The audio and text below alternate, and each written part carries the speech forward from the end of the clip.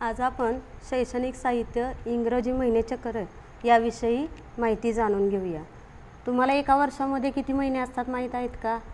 किती असतात एका वर्षामध्ये महिने? 12। नाव सांगतोय तो? इंग्रजी महिन्यांची नावे माहीत आहेत? हो। सांग। जानेवारी, फेब्रुवारी, मार्च, एप्रिल, मे, जून, जुलै, ऑगस्ट, सप्टेंबर, ऑक्टोबर, नोव्हेंबर, डिसेंबर। आणि मुख्य ऋतू किती आहेत रे? ऋतू 4 आहेत का मुख्य ऋतू? 3 आहेत। कोणकोणते आहेत? पावसाळा, उन्हाळा, हिवाळा। आता बघा या ठिकाणी महिन्यांची नावं दिलेली आहेत। 1 नंबरला जो पहिला महिना आहे त्याचं कार्ड उचलायचं आणि या ठिकाणी जोडायचं। येईल का जोडाय तुम्हाला? असं क्रमानं 1 ते 12 महिन्यांची नावं या ठिकाणी जोडा। अनन्या तू जोड। पहिला महिना कोणता? जानेवारी। त्यानंतर फेब्रुवारी,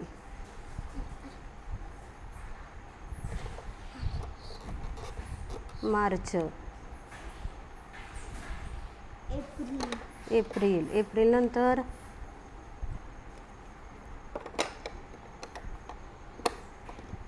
कोणता महिना? एप्रिल नंतर मे नंतर जून,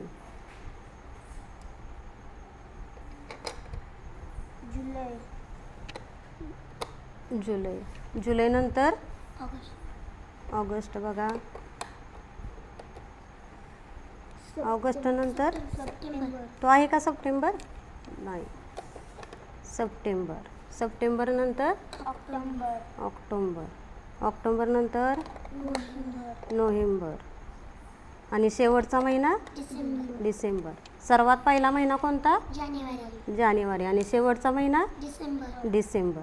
आता बघा या महिन्यानुसार इथं ऋतू दिलेत। आता उन्हाळा ऋतू कोणत्या महिन्यामध्ये उन्हाळा चालू होतो? फेब्रुवारी। तर हे उन्हाळ्याचं टोक दिलेलं आहे ते बरोबर फेब्रुवारी महिन्याजवळ आणायचं आणि ज्या ठिकाणी संपतंय त्या ठिकाणी किती महिन्यांचे ऋतू असतात? उन्हाळा किती महिने असतो? 4 महिने। बघा बरं ॲड करा आता।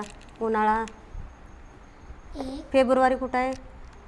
हां तिथं कुठला ऋतू आहे हा? उन्हाळा। बघा किती महिने आलाय उन्हाळा मग? नावं सांग। फेब्रुवारी, मार्च, एप्रिल, मे। त्यानंतर कोणता ऋतू चालू झाला? पावसाळा। कधी चालू झाला पावसाळा? जूनमध्ये। किती महिने पावसाळा असतो? जून, जुलै, ऑगस्ट, सप्टेंबर।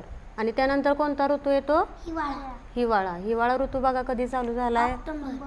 हां किती महिने आहे? ऑक्टोबर, नोव्हेंबर, डिसेंबर, जानेवारी। म्हणजे प्रत्येक ऋतू हा 4 महिने असतो। आता त्यानंतर या ठिकाणी तारीख दिलेली आहे। आजची तारीख दिनांक माहीत आहे तुम्हाला? किती आहे दिनांक? 25। येईल काढा इथं बघ बरं अनन्या।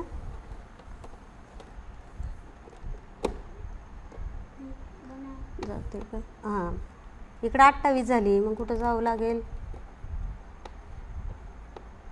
हां 25। बघा आजची दिनांक 25 आणि आजचा महिना कोणता महिना चालू आहे? ऑक्टोबर।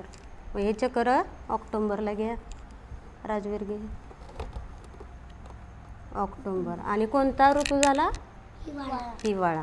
म्हणजे आजची तारीख, महिना आणि ऋतू याविषयी तुम्हाला माहिती समजली?